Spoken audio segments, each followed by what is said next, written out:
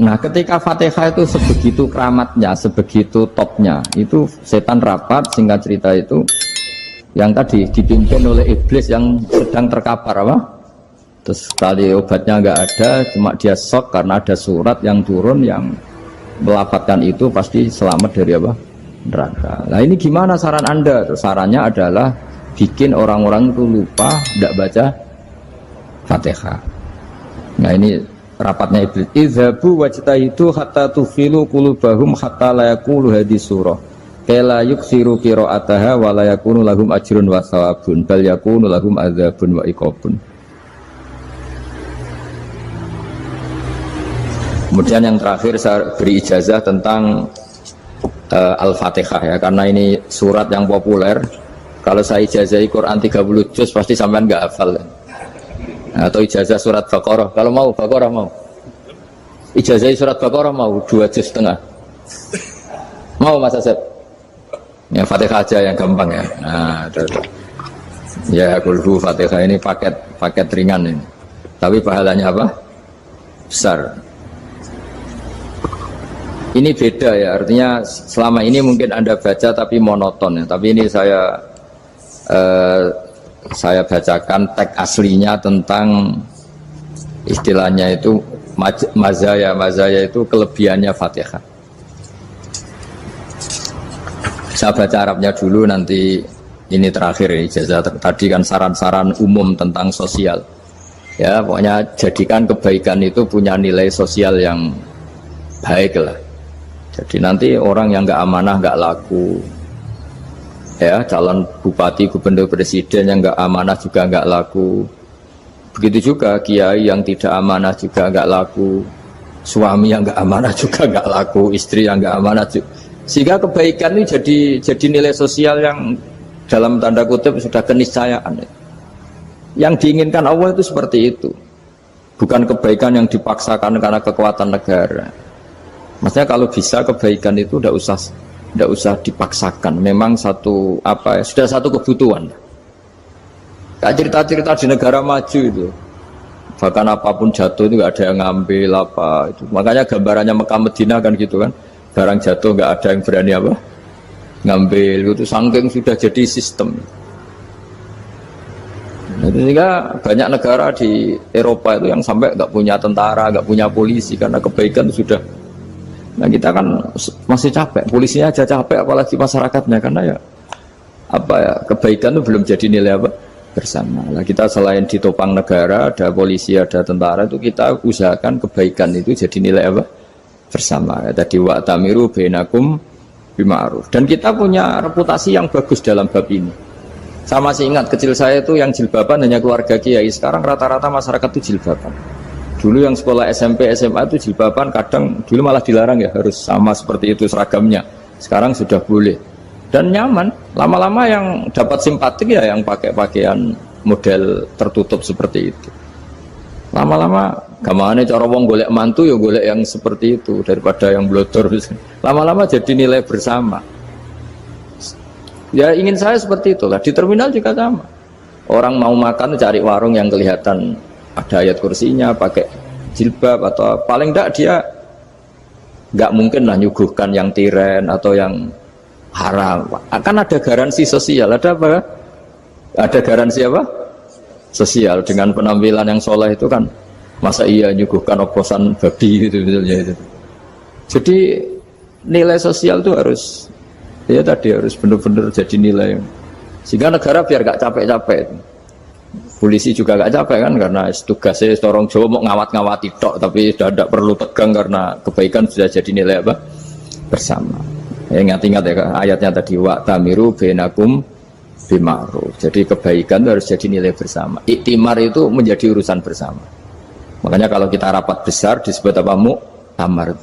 Muktamar itu urusan bersama. Tadi imamnya sholat juga menopang Gojek karena nggak lama-lama nopang Grab, nopang Kernet, nopang penjaga Indomaret, penjaga bensin, pom bensin.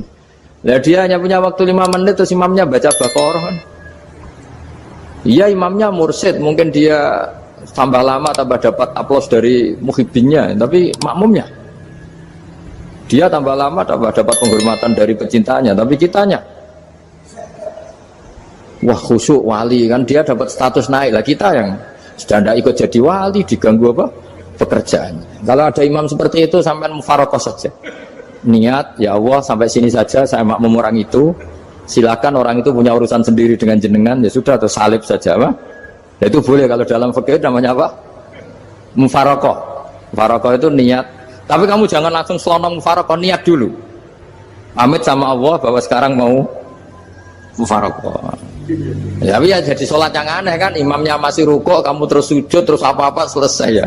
Mungkin dalam pandangan itu orang lain ini maksudnya makmum gimana ini kok begini. Tapi sudahlah, Allah Maha tahu. Nah, insya Allah dimaklumi. Ya saya baca tentang Fatihah ya, karena sampean pasti sering baca Fatihah.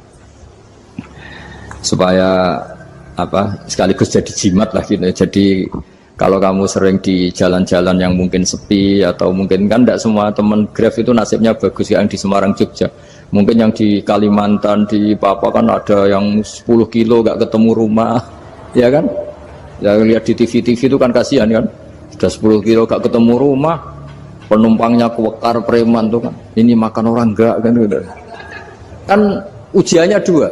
Kalau penumpangnya cantik itu ya kecoba syahwat, kalau preman takut. Jadi orang itu selalu ujian itu. Sing sedengan itu kan jarang orang itu. Jadi kalau penumpangnya perempuan cantik ujiannya itu syahwat, kalau preman ujiannya ketakutan. Kalau orang yang lemah bawa uang ujiannya kamu ingin garong. Jadi hidup itu memang semuanya ujian. Liyabluwakum ayyukum ahsanu amala. Makanya saya sering ditanya oleh teman-teman, Gus, nah ujiannya kenal wong wedok elek piye? Sama. Kenal wong ayu ujiannya syahwat, kenal wong elek ujiannya ngenyek. Itu sama-sama dosa. Syahwat ya dosa, ngenyek juga dosa. Walek keriting untune metu ya dosa, ngomong gitu. Kadang-kadang orang berpikir enak kancanan wong elek gak dosa. Kata siapa? Kancanan wong elek itu ya dosa, karena bawaannya ngenyek. Ngenyek itu menyepelekan itu. Makanya saya itu ya gak mau berteman sampean. Nanti kan bawaannya ngenyek atau seneng ya tidak tahu. Ya sudah, ada takdir saja, kalau ketemu ya tak ulang ngaji gitu. Tapi ini ngaji terakhir, setelah ini ngaji biasa aja, tidak usah resmi gini. Ngaji kok resmi aneh. Pokoknya nanti suatu saat kalau pandemi sudah berlalu, saya akan ngaji Rebonan. Lalu ini ngaji. Ini ngaji yang kurang bagus karena ngatur kiai kurang berkah ini. Nanti tapi ya lumayan lah, masih mau ngaji. Ngaji kok tanggal ini, jam ini. Sekarang suatu saat kamu tak panggil, Mas Wahyu datang ke sini jam ini, tidak mesti bisa. Mungkin pas ada acara apa, oh, maaf ke sini pas ngecek, pas apa. Gitu. Jadi ya sudah, tapi tak maafkan, enggak apa-apa. Takdir ya. Tak bacakan supaya sampean tahu keramatnya bismillah. Nah, sebelum saya bacakan bismillah Fatihah, tak beritahu tentang ilmu tafsirnya karena ini penting sekali. Fatihah itu dawuhnya Allah, tentu itu dawuhnya Allah. Saya ulang lagi, itu kalam Allah. Tapi yang sudah diberikan kesampaian ke kita semua. Sehingga seakan-akan itu menjadi dawuhnya kita ke Allah. Jangan salah loh ya. Fatihah itu dawuh Allah tapi sudah diberikan ke kita. Sehingga posisi kita itu yang punya itu. Nah, kenapa ini perlu dijelaskan? Karena nanti ada kalimat iyyaka na'budu wa iyyaka nasta'in. Kalau itu masih kalam Allah, berarti Allah ngomong ke kamu, ngendikan ke kamu, kepadamu aku menyembah. Masa Allah menyembah kamu? Nah, sehingga ilmu tafsir itu menyelesaikan itu dulu ya. Saya ulang lagi ya, sebelum sampean sering baca Fatihah, aku yakin ya sering baca. Tapi barokahnya tidak paham itu tidak pernah janggal. Enggak paham itu ya penting supaya tidak iskal, tidak janggal. Sebetulnya di kalimat itu ada yang janggal. Kalau Fatihah itu kalimatnya Allah atau kalam Allah, bagaimana dengan kata-kata iyyaka na'budu? Masa Allah ngendikan ke kita, kepadamu kami menyembah? Masa Allah menyembah kita? Maka penyelesaiannya secara ilmu tafsir gimana? Semua ulama mengatakan, bukan satu dua, semuanya mengatakan di Fatihah itu semuanya diberi kawalan kalimat. Saya ulang lagi ya, di Fatihah itu semuanya diberi awalan kalimat qulu, katakan wahai hambaku begini. Ya, katakan wahai hambaku begini. Nah, begini ini pelajaran dari Allah yang sudah diberikan ke kita. Terus kita mengatakan bismillahirrahmanirrahim, alhamdulillahirabbil, termasuk kita mengatakan iyyaka na'budu wa iyyaka nasta'in. Jangan bayangkan Allah ngendikan ke kita. Kalau Allah ngendikan kita berarti gini, hei wahyu, ihdinas siratal mustaqim, tunjukkan saya jalan yang benar. Nah nanti kamu terus, ya Allah, Anda aja minta tolong saya minta tolong siapa kan? Jadi panjang kan? Ya, saya ulang lagi ya. Jadi itu di Ulumul Quran diterangkan gimana? Sebelum baca Fatihah, ya. Fatihah itu kalamullah, ngendikane Allah, tapi yang sudah diajarkan ke kita dan sudah milik kita, sehingga kalimat itu menjadi milik kita. Tapi ya kalamullah, tetap kalamullah, tapi sudah menjadi milik kita. Udah paham ya? Ya pinter nah. Ya, karena kalau tanpa penjelasan seperti ini, Anda akan iskal. Bagaimana Allah, iskal itu janggal, bagaimana Allah mengatakan iya anak butuh. Kan jadi aneh ya? Ya, jadi tak jelaskan secara ilmiah ya. Jadi kata ulama-ulama tafsir, ayat-ayat Quran seperti ini sebetulnya dimulai dari qulu apa? Meskipun nggak dilafatkan. Itu kan sama dengan qul huwallahu ahad Muhammad, katakan kalau Tuhan itu satu. Ya namanya Quran itu kan kalam Allah, membina nabinya, membina umatnya. Makanya dikatakan atau enggak, di sini tersembunyi kata qulu, katakan. Ya, jadi ya ibarat apa itu, kamu ngajari anak kamu lah, panggil jenengan bapak kulo. Itu maksudnya anak itu, kalimat itu kalimat kamu, tapi kamu ajarkan ke anak kamu. Terus anak kamu bilang, Pak jenengan bapak kulo. Nah ketika kamu mengatakan jenengan, bukan kamu mengatakan jenengan anakku, berarti anakmu itu bapakmu, kan lucu kan? Anak kamu ajari jenengan bapak kulo, kamu engkau bapak saya. Terus anak kamu mengulang jenengan atau kamu bapak saya. Berarti itu kalimat yang kamu ajarkan, tapi sekarang sudah milik anak kamu. Kalau itu kalimat kamu kan lucu, masa anak kamu bilang bapak. Nah itu seperti itu. Jadi ulama memberi solusi atau jawaban iya karena na'budu.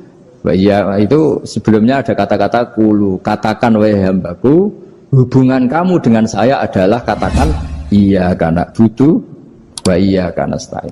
Terus hubungan kamu dengan saya katakan juga dalam doamu ihdinas siratal mustaqim. Jelas ya, jadi itu kalam Allah yang sudah milik kita karena diajarkan Allah untuk kita. Dong ya? Ya dong, gak jelas ya. Tapi bagus, gak jelas itu bagus. Kalau kamu jelas gak jadi dikrem, jadi gubernur. Min azimi fadliha kasratu asma'iha wa fadail ukhra. Ini cerita dramatisnya surat Al-Fatihah. Qala Abu Hurairah radhiyallahu anhu inna iblisa ranna khina unsitat Al-Fatihah. Jadi iblis itu begitu kesakitan.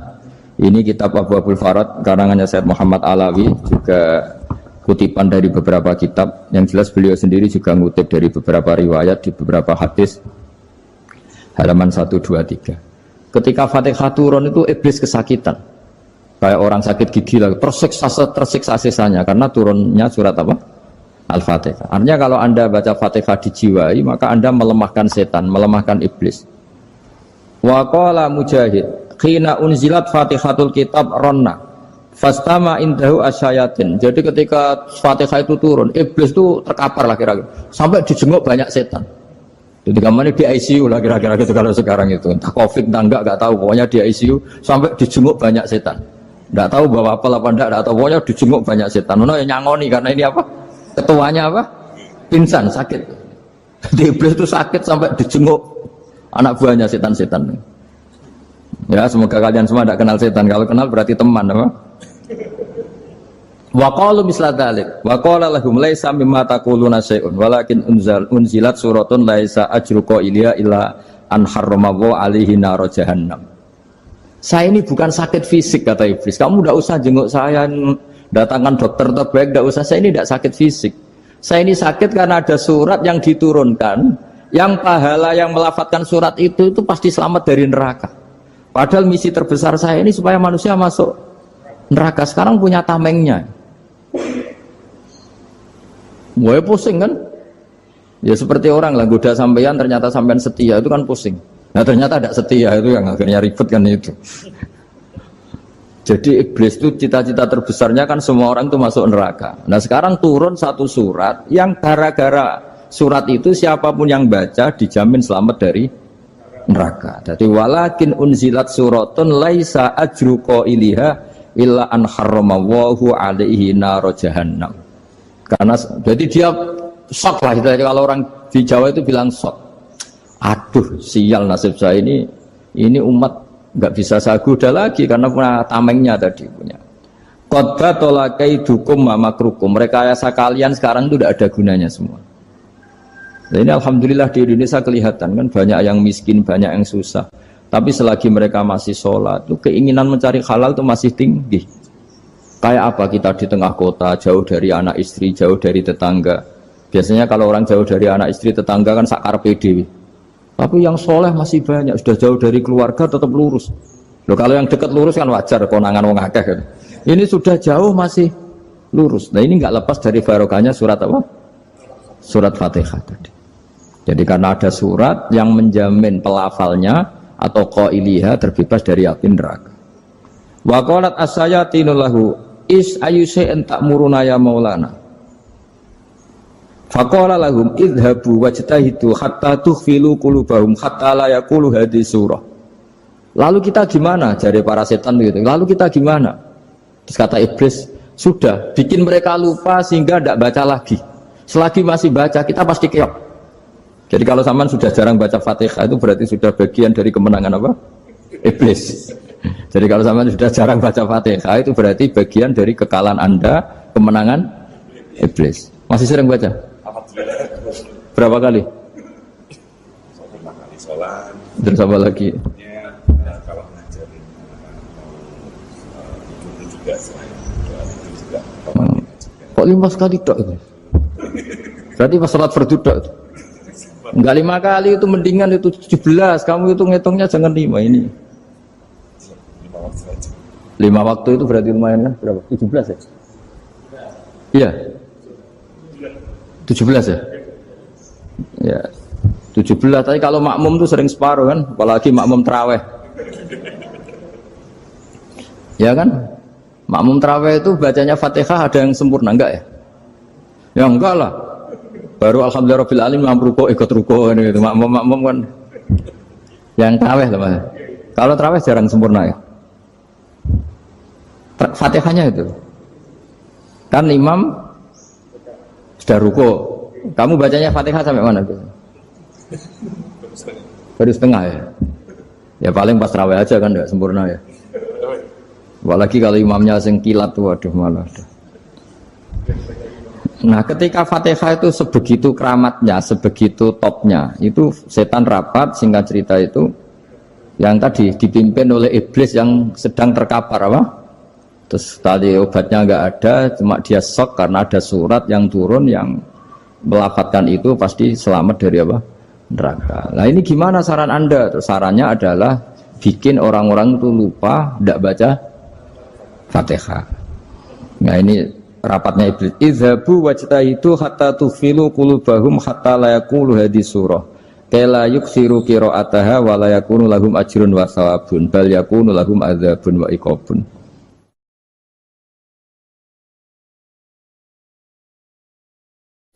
Jadi saya mohon selama ini Anda sudah baca, tapi mungkin hanya rutin saja. Kenapa rutin saja? Jadi barokahnya ngaji ini kamu punya kekuatan atau punya semangat membaca karena ini surat yang luar biasa. Ibarat gini, kalau sampean tanya, saya juga sering mikir, masa Gus hanya surat kok punya kekuatan seperti itu? Di dunia ini kata Allah, mulai Nabi Adam sampai kiamat, nggak ada yang bisa menandingi kekuatan kalimah. Kalimah itu kata-kata, nggak ada yang bisa menandingi kata-kata. Misalnya Anda nge-grab, berangkat istri cuek, berangkat cuek. Itu beda dengan ketika meskipun satu kalimat, wes Pak, muga-muga dilindungi pangeran, mungkin jenengan selamat. Itu menjadi teduh dan semangatnya luar biasa karena kayak mendapat support. Jadi kira-kira kalimat itu hubungannya kita dengan Allah, Fatihah itu seperti itu. Kamu melafatkan satu kata-kata yang dibenarkan langit bumi, dibenarkan aras, dibenarkan malaikat, dibenarkan semua penghuni di dunia ini. Sehingga tuh efeknya luar biasa. Itu seperti gini ya, kamu cerai sama istri, terus nikah lagi katut babon. 10 tahun anak kamu dididik ibunya benci kamu, dan memang Anda layak dibenci. Duwidek. Dan sampai nggak pernah manggil kamu Pak. Suatu saat kamu tentu rindu kan, ingin dipanggil bapak oleh anak kamu. Suatu saat anak ini manggil kamu Pak E.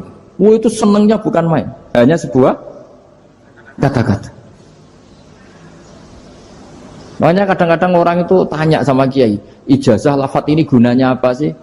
Itu ijazah-ijazah itu untaian kata-kata. Yang kata-kata ini dibenarkan langit dan bumi dan aras dan para malaikat, sehingga efeknya itu luar. Nah ibarat seperti itulah, kamu melafadzkan Fatihah itu melafadzkan kata-kata yang dibenarkan Allah dan Rasul dan semua malaikat, semua penghuni langit. Maka ini efeknya pasti luar. Nah di sini lah orang-orang dulu itu tahu keramatnya itu, sehingga ketika melawan Belanda, melawan Jepang dulu itu kalimat-kalimat itu menjadi mantra yang luar biasa. Doa yang luar biasa. Tapi di era modern karena orang sudah tidak ngerti itu, dianggap itu mantra, jimat, khurafat, bid'ah, waduh ribet menemal. Sebetulnya tidak seperti itu. Memang kata-kata ini kekuatannya luar biasa. Sama kesakitan hati kamu juga karena itu. Ngojek wangilan. Lha Pak di bojo kok kowe gagahe tok kere. Wah, iku seling terus Gusti. Padahal kalimat itu kan tidak melukai secara fisik, tapi apa kerjanya sesuk sarasa-rasen. Karena terus dengan pengadilan seperti itu kan, ngapain kerja demi perempuan yang seperti ini? Lagi-lagi kata-kata ini luar. Nah bayangkan kalau kata-kata itu adalah kalimat yang diajarkan Allah lewat Rasulnya, lewat malaikat Jibril. Kayak apa kekuatannya? Nah kira-kira Fatihah itu gitu. Kalimat yang baik, kalimat thayyibah diajarkan oleh Allah dan Rasul, kayak apa kira-kira kekuatannya? Pasti luar biasa. Wong support yang dikatakan istri kita, anak kita aja luar biasa, apalagi ini support yang diajarkan Allah dan Rasul. Ya makanya saya mohon kalau baca Fatihah, baca kalimat-kalimat thayyibah ketika sholat itu dijiwai. Ya misalnya Rabbana lakal hamdu mil'us samawati wa mil'ul ardi wa mil'u ma syi'ta min syai'im. Engkau zat yang layak dipuji, dan pujian ini memenuhi langit dan bumi. Karena kita tahu nggak ada sejengkal di alam raya ini kecuali di situ ada rahmat Allah. Misalnya kamu bisa lewat sampai rumah saya, kamu mungkin anggap biasa saja. Coba kalau ngalami likuifaksi, tahu-tahu bumi ini ambles, bisa ngelewati yang likuifaksi itu luar. Tanyakan orang pernah ngalami likuifaksi di Sulawesi, itu melihat bumi bisa diinjak gak ambles itu, wah luar. Nah, sama nggak ngalami itu sehingga lewat bumi ya biasa aja. Coba kalau ngalami seperti tidur, ya biasa aja. Coba kalau ada gempa, bahwa bumi tenang ini sudah nikmat yang luar biasa. Masa kamu ngakui nikmat nunggu digituin? Ya kan?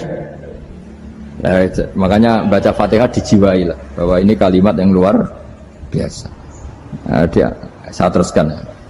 Warwa Muslimun fi sahihihi an Ibnu Abbas radhiyallahu anhuma annahu qala bainama Jibril alaihi salam qaidun dan Nabi sami anaqidan min fawqi farafa'a ra'sahu faqala hadza babun minas sama futihal yawma lam yuftah qaddu ilal yaum fanazala minhu malakun faqala hadza malakun nazala ilal ardi wa lam yanzil qaddu ilal yaum fasallim waqal absyir binuraini qad uti tahuma lam yu'tahuma nabiyyun qablak Fatihatul kitab wa khawatimus suratil Baqarah. Jadi suatu saat Jibril ini jagongan kira-kira gitu sama Rasulullah. Tahu-tahu langit itu gemuruh. Karena langit gemuruh kata Jibril terus semuanya ngangkat kepala ke langit. Ini pintu langit baru ini dibuka, yang sebelumnya tidak pernah dibuka seperti ini. Turunlah malaikat, yang malaikat ini pun malaikat spesial, yang nggak malaikat murahan lah kira-kira gitu, yang nggak pernah turun ke bumi kecuali juga saat itu dengan penyambutan yang luar biasa, dengan semuanya tidak pernah terjadi hanya karena bahas surat Fatihah. Jadi ini surat yang luar biasa, pengawalannya lewat malaikat yang spesial, nggak pernah turun di bumi kecuali saat itu, penyambutannya juga nggak pernah seperti itu, baru seperti itu. Jadi semuanya itu spesial. Nah kenapa ini spesial? Karena di situ ada isi puja-puji kepada Allah Subhanahu wa Ta'ala. Ada ikrar kita, Alhamdulillah Rabbil Alamin, Ar-Rahmanir Rahim. Ikrar ini penting. Kalau contoh paling gampang gitulah. Kamu punya istri selama ini cerewet terus, Suatu saat ngomong, Pak, tak angen-angen ra ono wong lanang koyo sampeyan. Itu langsung tidak ada lelaki sebaik engkau. Itu sama senengnya, masya Allah. Karena ada ikrar dari seorang istri ke kamu. Nah bayangkan kalau ikrar kita sebagai hamba diakui oleh Allah Subhanahu, maka ikrar ini akan dicatat sebagai kebaikan kita yang kita panen nanti di akhirat. Karena ada ikrar. Kita ikrar bahwa Alhamdulillah Rabbil Alamin. Kita ikrar Ar-Rahmanir Rahim. Kita ikrar Maliki Yaumiddin. Kita ikrar Iyyaka na'budu wa iyyaka nasta'in. Sampean misalnya jadi orang Indonesia, ketemu orang Indonesia yang makmur di Jerman, terus lupa Indonesia. Kamu orang Indonesia? Enggak, saya ada orang Indonesia. Mangkel gak kira-kira? Mangkel. Karena salah ikrar kan gitu. Ya jadi saya mohon jangan anggap kalimat itu hal yang biasa, tapi luar biasa. Nggih, ngoten mawon. Assalamualaikum warahmatullahi wabarakatuh.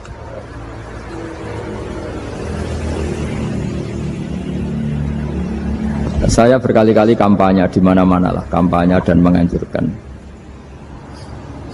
Di antara catatan dalam Suhufi Ibrahim wa Musa kan ada kan di Quran itu yang dinamakan lampiran-lampiran wasiatnya Nabi Ibrahim dan Nabi apa?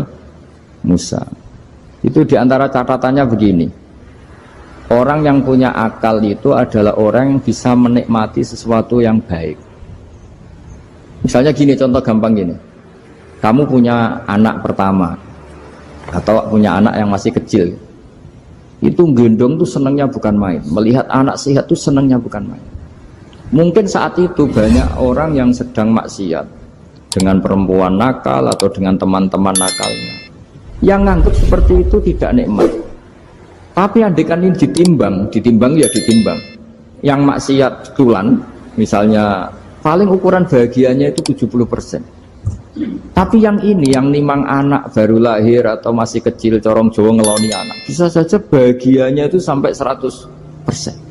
Artinya selama ini kesalahan kita adalah nganggep maksiat itu pasti menyenangkan dan taat itu tidak menyenangkan. Makanya saya berkali-kali fatwa, untuk melawan kenikmatan maksiat, orang harus terbiasa menikmati taat, menikmati kebaikan. Jangan kira kita nimang istri nikmat, nimang anak nikmat, ketemu teman yang lama tidak ketemu juga nikmat. Artinya kita akan melewati berjam-jam untuk jagungan sama teman, sama anak, sama istri.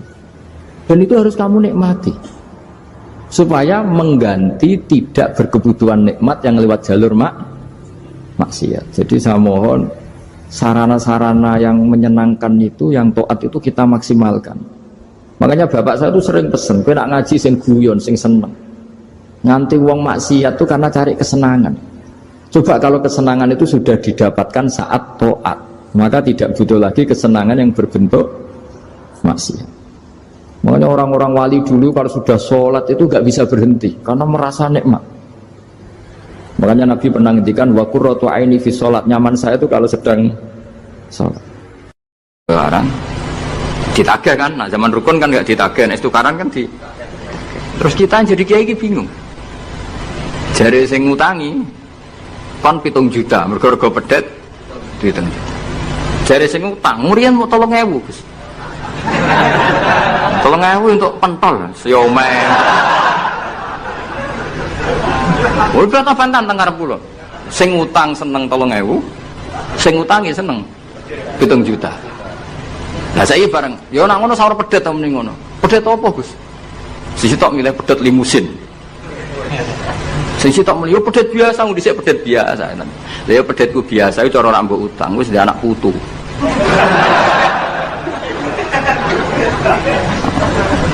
Coba tahun 70 nak duwe anak putu wis.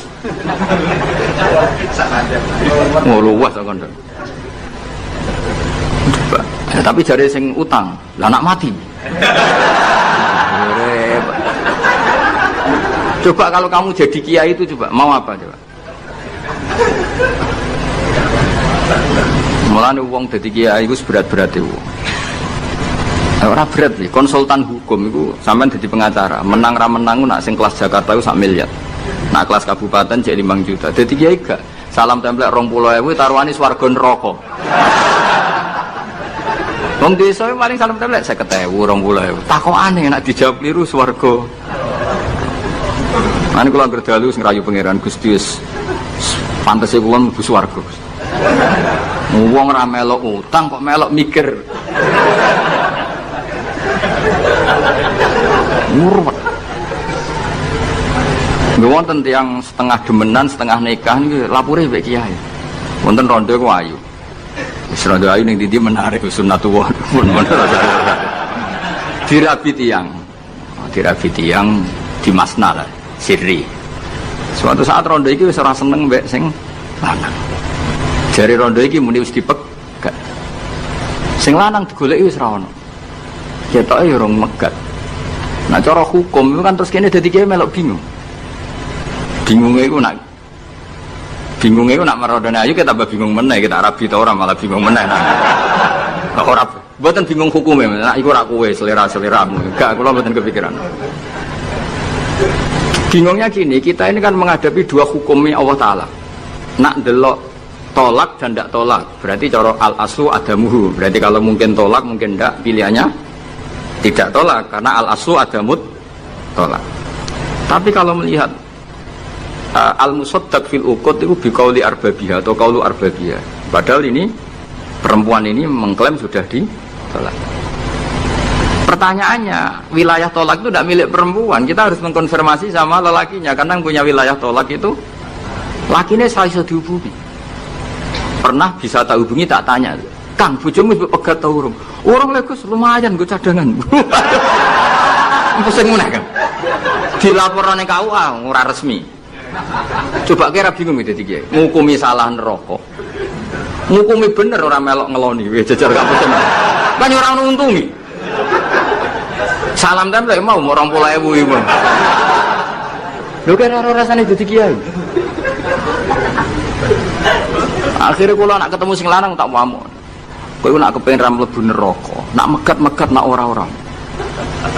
Mergo Quran iku paling anti iku fatadzaruha kal mu'allaqah, ngembahno wedok iku koyo gantungan, kawin ora. Kowe iku mungkin kira mlebu neraka lewat gak megat, tapi iso mlebu neraka mergo mangkelno aku tak omong ngono.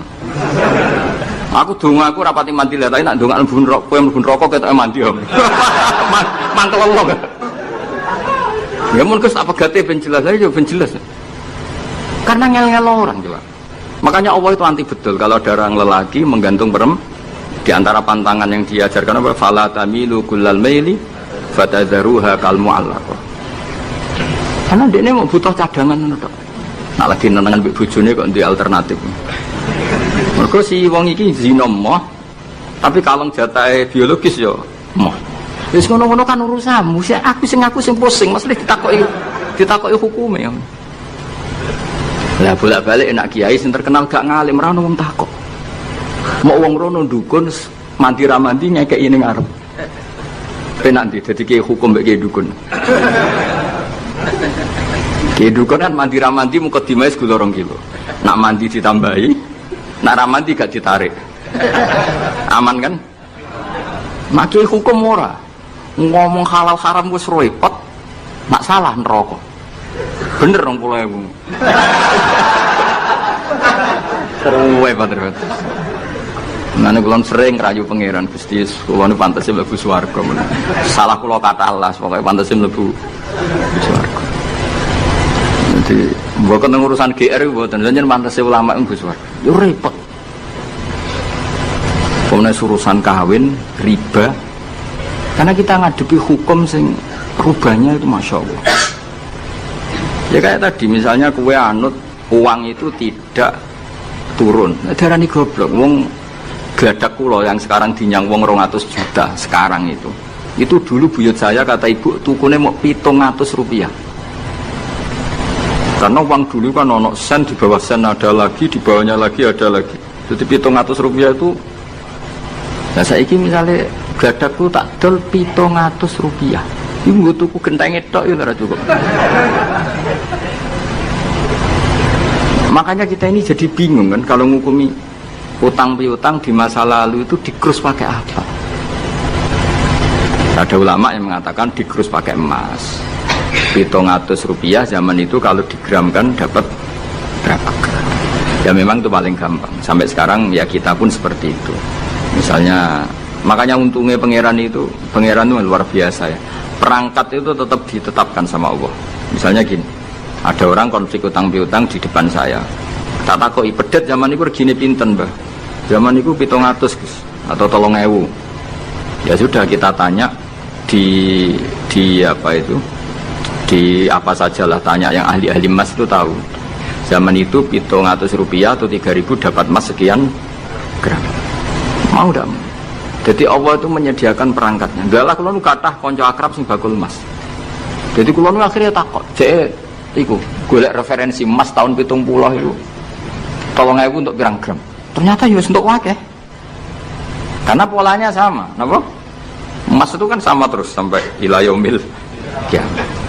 Makanya bank di dunia pun, World Bank maupun BI sampai sekarang acuannya tetap harga emas. Iku Allah Subhanahu wa taala. Allah itu zat sing maha pinter. Jadi nilai dolar, nilai rupiah gak stabil, tapi harga emas tetap stabil. Artinya gini, kalau kita utang 1 juta zaman itu kok untuk emas 2 gram, 10 tahun kemudian ya sudah, pokoknya emas 2 gram. Meskipun sekarang harganya 4 juta. Paham ya? Jadi tetap Allah itu damel perangkat. Akhirnya kula jadi ulama ya rapati bingung. Yus pokoknya kruse emas ku piro? Iki nak kowe anut aku. Mungkin sing mbok takoki aku. Nah lara anut aku ya aja takok aku. 20.000 ngajak neraka.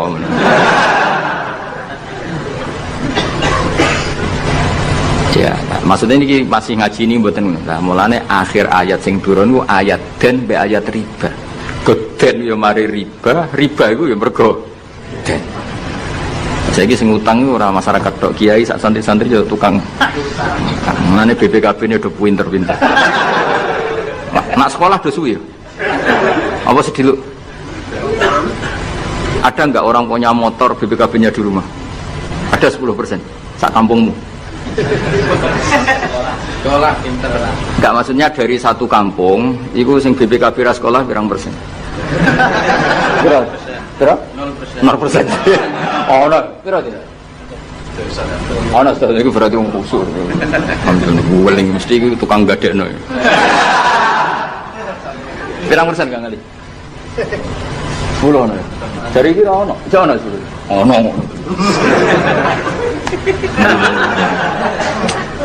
Saya ono. Pirang persen ya? Sedoso tok. Kalau sertifikat tanah? Akeh ndi?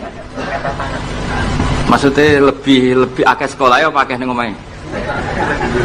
Oh, berarti nak motor, mobil akeh sekolah.